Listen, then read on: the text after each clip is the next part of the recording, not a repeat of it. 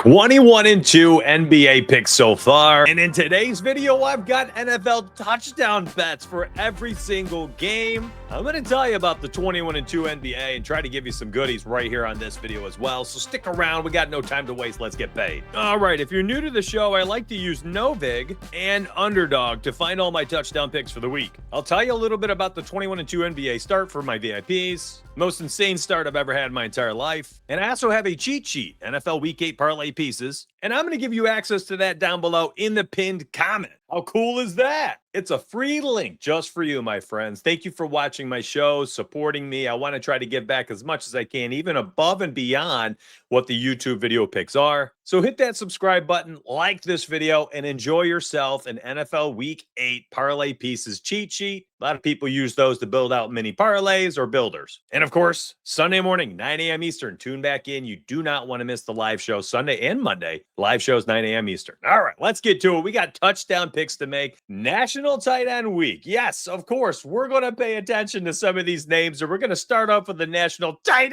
End for the first game on the slate here. You're going to see quite a few tight ends get selected, and I think there's a little bit of a thing here. Last season, it was insane. Tight ends left and right were scoring, went nuclear, and I think the quarterbacks try to pay their big men a little bit of respect. Throwing them extra passes, getting them the ball in the red zone. And I'm going to try to bet on it a little bit this weekend. Should be fun. At the end of today's video, I'm also going to build out a tight end parlay for the heck of it, because why not? We're all degenerates together. All right, first up, let's do the Bills and the Panthers. I'm telling you right now, National Tight End Week has me a little excited. As long as Dalton Kincaid is playing, I love him to score at plus 210. Absurd odds. Clearly, the Bills missed him over the last couple of weeks offensively, and I think Josh Allen finds a way to get this man a touchdown. Now, if he does miss for whatever reason, he's been tracking to play after sitting out the week prior and the bye week. And if he does sit out, well, then I'm betting on Dawson Knox to score a touchdown in National Tight End Week 8. I'm telling you again, tight ends went nuclear last season during the National Tight End Week, and it's caught a lot of notoriety. You see Rob Gronkowski, FanDuel Sportsbook. Everybody's posting about it now. It's going to be exciting. It's going to be fun. And in this one, give me Dalton Kincaid for a touchdown if he starts, Dawson Knox for a touchdown if he's the starter. And now for your non-tight end picks, listen, as much as I love James Cook to score a touchdown, he has scored in 15 of the 18 Bills wins over the last 2 years. And I do think the Bills win this. He's a minus 147. So I think there's two ways you can use James Cook for a touchdown. I don't want to play a touchdown bet at minus 147. I have no interest in those odds for a volatile market. However, check out what you can do over on Novig. If you take a touchdown bet, then you go to the main markets. Again, there's correlation. We know that James Cook scores touchdowns when the Bills win games. And now you've got James Cook for a touchdown, the Bills money line at minus 117. Now, those aren't the best odds ever either. I'm not a huge fan of taking any touchdown bets that aren't at plus odds. This is why you always see me targeting wide receivers, quarterbacks, running them in like Patrick Mahomes at plus 380 and things like that. I love betting like that. I will say, I do expect the Bills to make a statement game coming out of the bye week. And if they don't, Bills fans, including myself, I think we're in trouble for the rest of the year. The injuries stacked up are insurmountable at this point if we can't beat the Panthers coming out the break. And if we do, that correlation of Cook scoring touchdowns when the Bills wins, sky high, my friends. Next up, we got the Bears on the road against the Ravens. Is it Cooper Rush? Is it Tyler Huntley? Is it Lamar Jackson? A lot could change based on that news, and we won't get it until it looks like pre-game warm-ups, my friends. Lamar Jackson looks like he's potentially tracking to play. I don't know if they want to risk him long-term with some, reoccurring hamstring injury. He's been limited, and from what the reports are showing us and telling us, he's been very limited. That being said, maybe they throw him out there because they're 1-5, and they're like, you got to save our season, man. We need to win now. There's no tomorrow. There's no next week. We can't start 1-6 and find our way into the playoffs in the AFC. There's some extra good teams this season. And in their division, look at the Bengals hanging on with Joe Flacco. But here's the deal, my friends. They could start him, and it might not be the best thing thing either, because if they start him and he can't run as much, maybe this team is a little bit less efficient. I think a lot of the reason why Lamar Jackson works within the construct of this offense or vice versa is because of the running threat of his 3rd and 11, 15-yard scrambles, needing to spy him at all times and leaving one extra defender in to just, wait and see if he's going to tuck it and run it, or having those defensive ends not be able to pin their ears back and rush the quarterback because they're worried about containment. I think he just changes the game based on his running ability, and maybe teams don't have to play the same way if they're not worried about him running and the offense doesn't do as well. Who knows? I know that's not really inside the construct of touchdown picks video, but I do think it matters because of this. If he does play, I think the Ravens make a statement, at which point I'm going with Derrick Henry parlayed with the Ravens money line. I would even look at Henry for 2+ touchdowns in a game that Lamar Jackson returns at plus 230. It was a few weeks ago that I said run out a 3+ touchdown ladder for Jonathan Taylor, and he cashed it for us, and he's gone out to do that 3 different times over the last 4 weeks. I think Derrick Henry has ladder upside in this game as long as Lamar Jackson returns. You heard me. You heard it probably right here first. Give me a touchdown ladder for Derrick Henry, assuming that Lamar Jackson is back in this game. Now, if he's not, well, yeah, we're going to the tight ends. Mark Andrews at plus 179, not a terrible play. He's another guy that can randomly catch 2+ touchdowns in any given game. Isaiah Likely is sitting there at plus 300 if you're any bit interested. On the Bears side of things, oh man, Roma Dunze at plus 152. Chef's kiss, but you know who's actually really interesting? DJ Moore, my friends, at plus 251. That is elite odds for a starting wide receiver on a team that is throwing the ball 35, sometimes 37, 38 times per game lately. And especially if this game ends up being a shootout or they're playing from behind on the road against the Ravens, if Lamar Jackson is playing, Caleb Williams might throw the ball 35, 40 times in this one, at which point DJ Moore at plus 251 I find to be very interesting. You don't get a number 2 wide receiver in an offense at a plus 200 something very often. They're usually plus 170, plus 180, like you see with Keenan Allen and Quentin Johnson. These guys, Lamar, Lad McConkey out there, they were all plus 165 this week. And again, really quick, NBA is 21-2 in the player props. I've hit every single pick over the last 3 days. Sweep, sweep, sweep. 21-2 Opto and Donuts picks. Insane start. VIP link down below. It is worth every click, I'm telling you. You get the game models. You get all my picks, my parlays, my cheat sheets. You get all of my staff's picks and their parlays. Last night, it's overshadowed by the 21-2 start from Opto and me, but Fire hit a plus 1,400. Little bit of lotto sprinkle in his channel for NBA. I think it was a cross-sport parlay with NHL. Insane. There's no better time to try us out for a month. That link's down below. Get that link and let's go. I'll see you inside Discord, my friends. All right, let's be real here. Browns, Patriots, and if it's National Tight End Week and the first player we do not talk about in this game, it's going to be past Judkins, past Stevenson, past Diggs. It's Hunter Henry. You know I love betting on him to score touchdowns. Been talking about him all year, and he continues to score them. And he's a plus 182. A very interesting play. On the other side, David Njoku plus 337 and Harold Fannin Jr. plus 405. I would even argue that my favorite touchdown play from the Browns in this game, regardless of National Tight End Week, would be David Njoku, who you've seen me bet on before, including a couple of weeks ago when we cashed a plus 780 when we had him on the, I think it was London game or Berlin. I can't remember, whenever they play it on a Sunday morning. By the way, we finally don't have a Sunday morning game. Hopefully, I see you all 9 a.m. Eastern for the 2-hour show for week 8. Ladder segments, touchdown parlays, 1 p.m. parlay, 4 p.m. parlay, primetime parlay, all day parlay. We go full degen status for like 90 minutes to 2 hours, 9 a.m. Eastern right here on YouTube. But I digress. So, Njoku, Fannin, the tight ends, incredible odds. And honestly, I like them even more than like Stevenson and Diggs. And while the Patriots defense is playing better, Judkins continues to score touchdowns. I think he's a fine option at -105. Let's not get it twisted. All right, news just broke, and it makes this a lock and load play. Problem is, it's crazy juice. So, what is the news? What am I talking about? What did I just reference? It looks like Kirk Cousins is and has been preparing to be the starting quarterback this week, practicing with the first unit. And now he gets an opportunity to get back in the field as his starting quarterback. And I'm going to be honest to the Falcons fans out there. I think you might have a little bit of an issue here in a couple of weeks when Penix Jr. is healthy again and ready to rock. I have a feeling they ain't going to be chomping at the bit to get Michael Penix Jr. back in there. I think Drake London, Kyle Pitts, Bijan Robinson, and all the friends are going to be so excited to have an offense that maybe has a little bit more punch to it. Now, it's just been Bijan A, Bijan B, Bijan C. The only three options for playing and making some plays out there, I should say.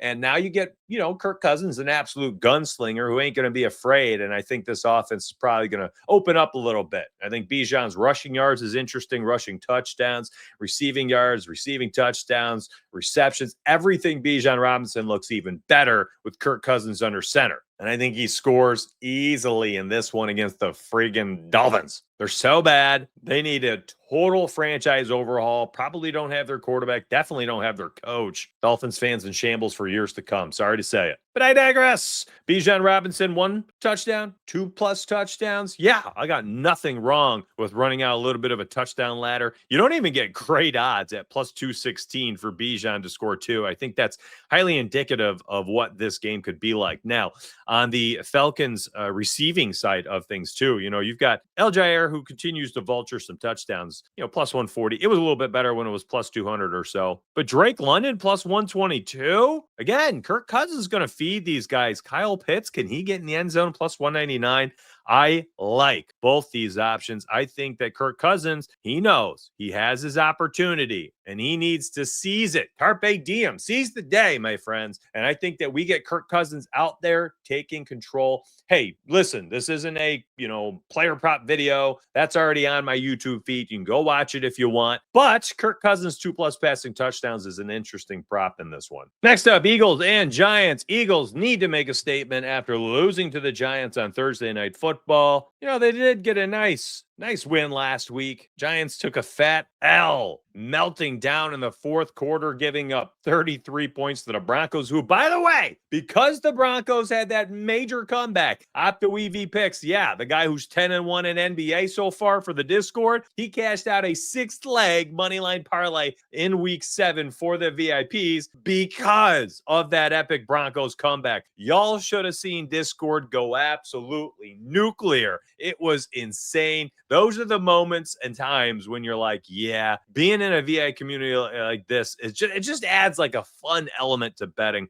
And speaking of fun elements to betting, let's look at some of these crazy plays here. Goddard at +161 on National Tight End Week, a guy that already has 5-6 touchdowns this season. Yeah, give me Goddard in this one to score again. Devonta is actually very interesting. No A.J. Brown +151. I also think that this is fine this week. Jalen Hurts, listen, no A.J. Brown. Again, one less touchdown, high touchdown equity player gone.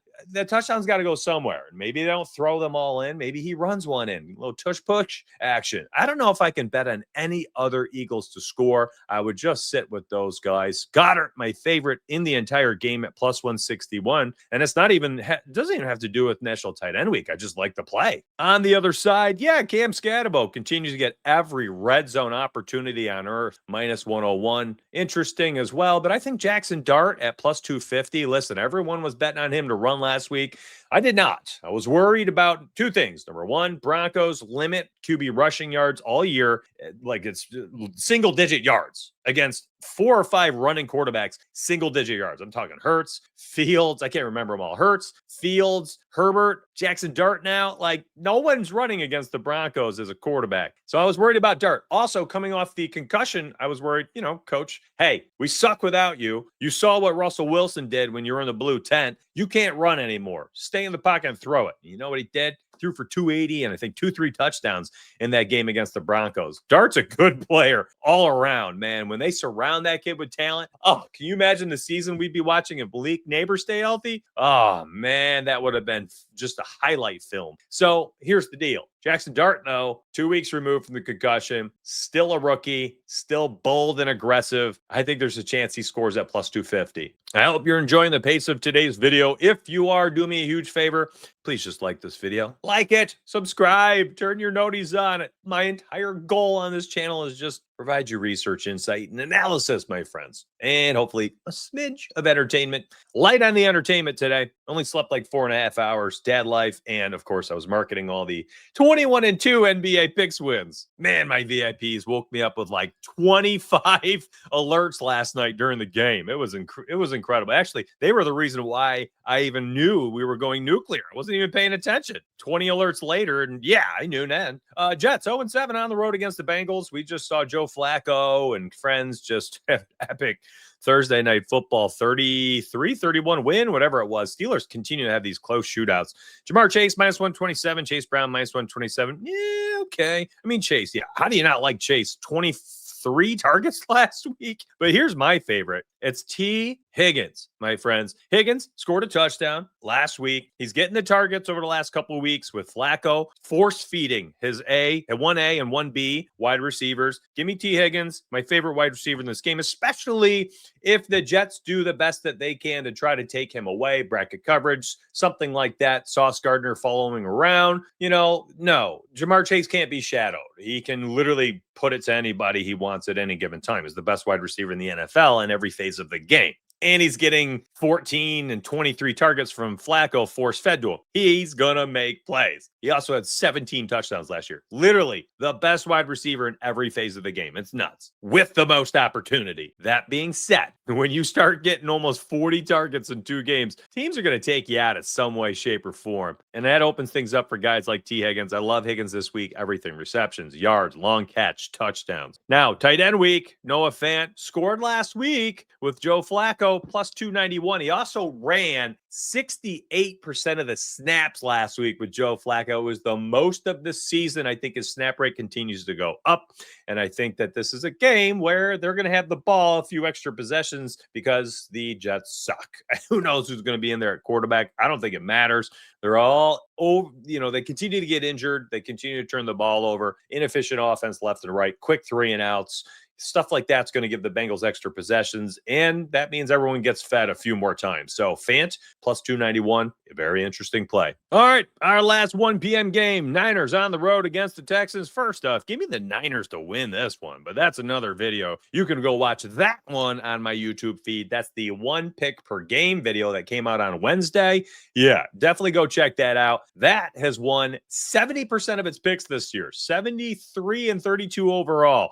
I think you'll enjoy that video every week, my friends. But I digress. We are here for touchdowns. And it's National Tight End Week. And Christian McCaffrey, if he has any bit of trouble against the Texans defense, which, yes, they lost 24-9 last week against a much better team. They're 2-4 for a reason at this point. If CMC has trouble getting in the end zone, give me National Tight End Week George Kittle, the most consistent tight end for several years now at the position at plus 170. Dalton Schultz plus 200. Interesting on the other side. Not a lot of touchdowns I like in this game. I suppose Kendrick Bourne at plus 395 could be an interesting play. A couple of weeks removed from going absolutely nuclear. And, everybody else is pretty much a crapshoot, in my opinion. But I do really like that Kittle play. Okay, moving into the 4 o'clock hour, my friends. We have, let me see, 3 games left for 4 o'clock. And then we have the Sunday night and Monday night primetime games, which I go live Sunday and Monday morning at 9 a.m. Eastern to do full degeneracy for those types of games. And by the way, over there on Underdog, I already talked about them earlier, CMC. Boy, oh boy, do I love one of his player props. That player prop video is my best bet of the week, is also on YouTube. I'm telling you, my YouTube is worth. You got to subscribe and follow with notifications on.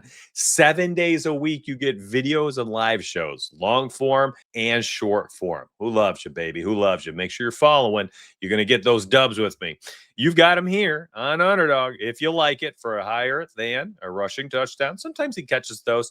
Dobbins rushing touchdown, interesting as well for Dallas. We'll talk about that. We already talked about James Cook as well. I don't know if I can touch the Saquon bet there at all. And then we can look at receiving touchdowns, and I'll also look at the passing touchdowns market. I already talked about Josh Allen on my one player prop per pick, one prop pick per game video on Friday about how much I think he comes out and shows MVP status. Drake May, another interesting choice here as well, because listen, teams struggle to run the ball against Cleveland.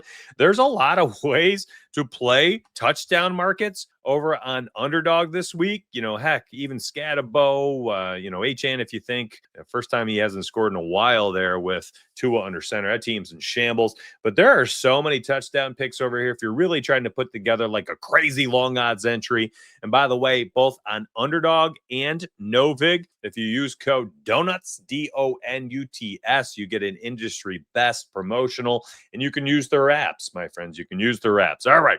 Hope you're enjoying these picks, and hopefully a little bit of entertainment and insight. Again, this NFL Week 8 Parlay Pieces cheat sheet will be down below in the comment section. So do not miss out on that freebie. Bucks, Saints, Bucks coming off a fat L against the Lions. Saints are 1-6 for a reason. They are at home.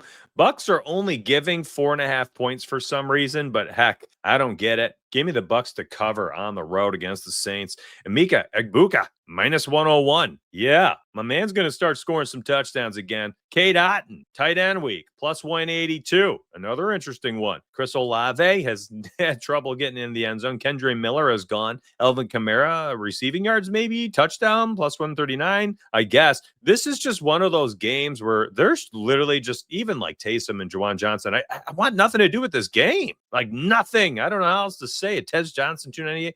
It's probably just plug in a Mika Egbuka and walk away. If it cashes, great. It's almost plus odds. If it doesn't, oh well. I want nothing to do. We've got better options, including this Dallas Cowboys game. Actually, let's talk about Colts, and then let's move to this one. This one's going to take me a minute. Cowboys Broncos. So Titans and Colts. One player on, actually, I guess two players. Tyler Warren, I wish his odds were better. Continues to score touchdowns, looking like an elite tight end. My gosh, what a rookie he has been. National Tight End Week. Do they feed him week one? I guess his first time ever being a part of the National Tight End Week. Jonathan Taylor, touchdown ladder, absolutely in play. Insane odds, -400, and they should be. He continues to score 3+ rushing touchdowns in every single freaking game now.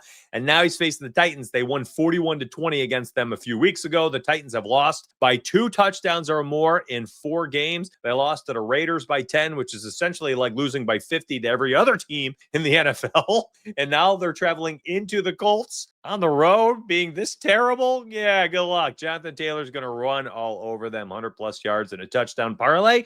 Maybe you could just parlay that one. 100+ rushing yards with 1+ rushing touchdowns. Simple parlay plus odds. Hopefully you are taking some of these random things I talk about off the top of my head and making some money with them weekly. 2+ rushing touchdowns, +142. That's just wild. There's other players we've been talking about left and right at +140 for one. Jonathan Taylor, that the odds you get for 2+ at 142 are nuts. But I digress. Tyler Warren and then go. That's it. Nobody else for me. I'm not touching the Titans. Let's do it. Let's talk about the fun stuff here. A 51.5 point total, and it might not be high enough. I'm not even kidding. This game could be amazing, and I really hope it is for us because there are so many touchdown targets, and they're all at plus odds. Sutton, 134. Lamb, 158. Tight end, Jake Ferguson, 166. George Pickens, 181. Evan Ingram, 216. And then you get Bo Nix, who keeps sneakily running them in at plus 240. There are so many touchdown picks in this game that are so interesting. And then even Javonte Williams and J.K. Dobbins at -122 and -110 respectively are pretty good odds considering they're starting running backs with really the main red zone options inside the 5-yard line. RJ Harvey is not taking carries from J.K. Dobbins or Javonte Williams. Ain't seeding touches anywhere at this point. those are pretty good odds for a 51.5 point total. Again, there are so many games on this slate this weekend where I'm like, Mika Buka and go. Nobody else is even needed. Then you'll get a game like this. You're like, let's bet them all.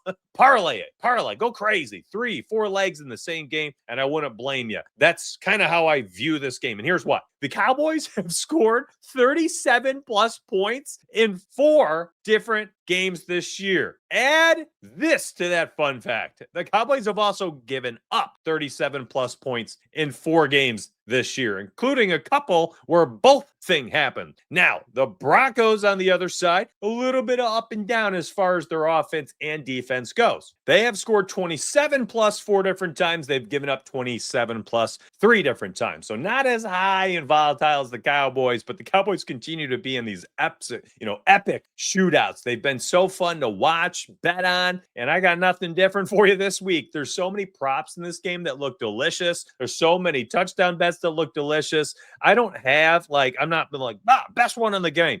Listen, if the over hits, you're gonna make some money betting on some touchdowns in this game because they're all such good odds. It doesn't make sense to me. Now, if the under hits, you're absolutely cooked. So you're either going nuclear or you're getting cooked in this one, betting on touchdowns in this game. Again, just trying to be informational and provide some entertainment and insight. That's what I got for you. I don't know how you pick it. I'm not a wizard. I don't have a magic 8 ball. I'm thinking Ferguson plus 166 might be the least popular when people are looking at Pickens and Lamb, both there. Maybe Surtain takes Lamb out a little bit. So it comes down to Pickens or Ferguson. Probably for me, though, I would go Javonte or Ferguson for the Cowboys. But again, so many guys could score. And then on the flip side of things, give me Cortland Sutton or Evan Ingram. Again, I want those plus odds. Now, let me just tell you, again, Sunday Night Football, we're about to do the Packers on the road against the Steelers, and then Monday night, Commanders and Chiefs. I've got the Sunday morning, 9 a.m. Eastern, and Monday morning, 9 a.m. Eastern live shows. I'll talk a little bit more about them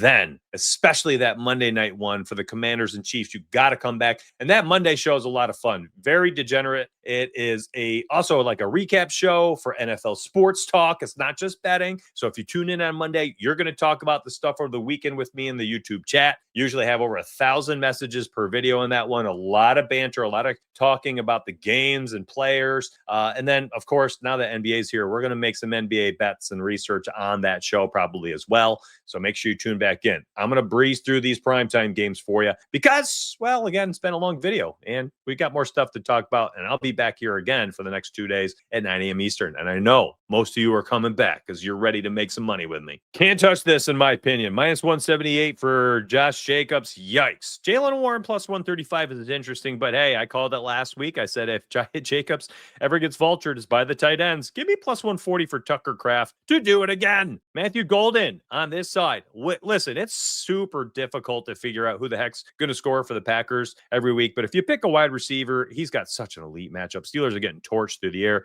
Metcalf ruined a lot of parlays last weekend. What happens usually when that happens? Well, the very next week is when they score plus 150, my friends. Tight ends down here, Pat Freiermuth at plus 339 and Jonnu Smith plus 253. The tight ends for the Steelers, both interesting on National Tight End Week. And I can tell you now, Rashee Rice for a touchdown at plus odds on Monday night, but there's other plays in that one that are even better. And then, of course, Travis Kelce on National Tight End Week we'll talk about as well. That'll be Monday. I want to close up shop here. I've got NBA picks to make and post for my members. Sign up now. Opto EV picks and Donuts picks, the 2 Discord channels. You're going to want them, my friends. You're going to want them. 21-2 to start the season. He has 2 sweeps. I have 3 sweeps. Absolutely cleaning house. I love y'all. Appreciate you. Thanks for watching today. Hit that like button, subscribe, notice on. See you over the next 2 days at 9 a.m. Eastern. Let's get paid.